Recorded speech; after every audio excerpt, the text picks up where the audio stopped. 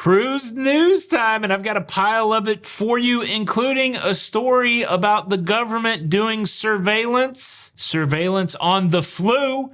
This has a travel tie-in. Also, we have Norwegian Cruise Line releasing details on its next Prima Class cruise ship. Celebrity Cruise Line has taken ownership of its newest cruise ship. And well, the cruise that I just got off of, the Carnival celebration, there were 4 people arrested on debarkation day. Cruise news and my views. Let's talk about it. Cruise news, cruise news, cruise news. Here's Tony. Hey, what's up, everybody? Welcome to La Lita Loca. I am your host, Tony, here with the latest cruise news and views. You know what it's for. For your face. For your face on Wednesday, November the 8th, 2023. And well, we'll split the show into a couple pieces. I've got some updates / corrections. I got the cruise news stories, and then I'll have a big announcement at the end. Dun, dun, dun, dun. Let's start with the updates / corrections. These are stories that I talked about over the last few days that I may have given some incorrect information that I would like to clear up. The story I talked about the other day was about the art heist, where a couple people had stolen some sculptures from a Carnival cruise ship, took it to their house, and the FBI executed a search warrant on their house, and they found the art. I said that happened on the Carnival Splendor. That was incorrect. It happened on the Carnival Legend. The other correction I'd like to make, I think in the same show, I talked about the Beatles song, Why Don't We Do It on the Road? And I may have said that was a John Lennon song. It was a Paul McCartney song. So I did not mean to credit Paul McCartney, Sir Paul. Much apologies, and hopefully that's some clarity for people that had suffered from some confusion. And then there's a point of contention. A bone has been picked with my description of the new policy of DoorDash. My assertion was that the new policy penalized people who did not pre-tip, and a lot of people came out and said, no, that's not what DoorDash is doing. They're just saying that if you don't tip, then the drivers who are independent contractors may choose not to do your delivery, and therefore your delivery may take longer. Now, the fact that the delivery may be rejected or may take longer sounds like a penalty to me. They're basically throwing up a message, this message, you're getting a splash screen if you don't tip, saying that your order may be delayed. If we don't want to call that a penalty, I'm fine. Whatever you want to do, but it does seem punitive in its, result. The fact that I didn't pre-tip, now there's going to be some delay possibly in my food. But whatever. The debate rages on. Those are the corrections and the updates. Now let's move on to today's cruise news stories. Cruise news story number 1, the CDC. Do you remember the CDC? Dun, dun, dun. The CDC has expanded its surveillance program to now include the flu. The official name for the program is the Traveler-Based Genomic Surveillance Program, the TGS program, and it was primarily focused on identifying new strains of COVID that come into the country. This surveillance program was established in 2021, and the way that it's been executed so far is we have 4 international airports. We have airport in New York City, airport in Washington, D.C., airport in San Francisco, airport in Boston. We have international travelers coming into the country, and the CDC will reach out to these passengers and say, would you like to voluntarily give an anonymous sample? Can we swab you, essentially?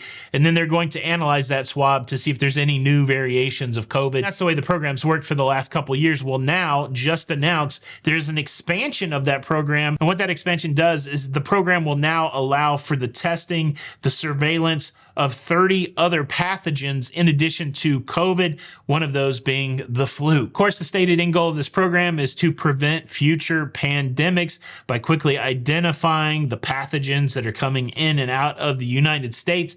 And of course, it takes the goodwill of passengers that will volunteer their samples. I bring it up because I know many of us fly, but I do know another vector of international travel that's important to all of us, cruising.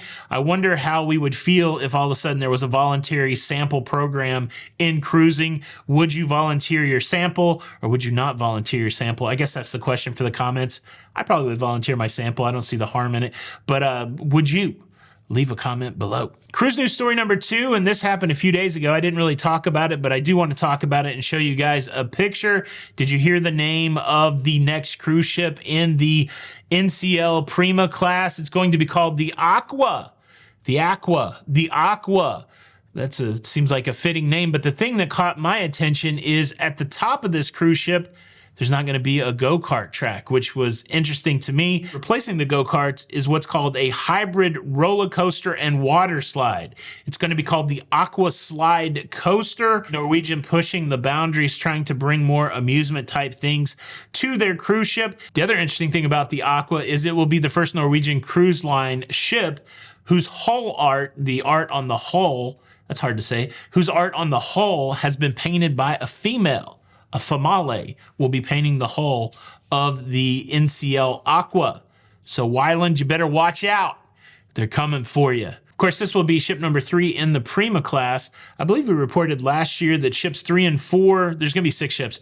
3 and 4, I think, are going to be 10% bigger, and 5 and 6 are 20% bigger. Don't hold me on those percentages, but definitely bigger than the first 2 Prima class, the Prima and the Viva. This one will certainly be interesting when she hits the high seas in April of 2025. Cruise news story number 3. Big news coming out for Celebrity Cruises as they have taken ownership of their latest cruise ship, the Celebrity Ascent. Celebrity Ascent is the latest cruise ship in the Celebrity Edge class of cruise ships. The handover ceremony happened in Saint Nazaire, France at the shipyard, the Chantiers d'Atlantique. Signed off on the paperwork, they handed the keys over, and now it's up to Celebrity Cruise Line to drive that bad boy around. Celebrity Ascent is set to debut December the 3rd in Florida, where she'll be doing Eastern and Western Caribbean cruises. Then sometime, I believe next year, she'll be going back over to Europe to do Mediterranean cruises.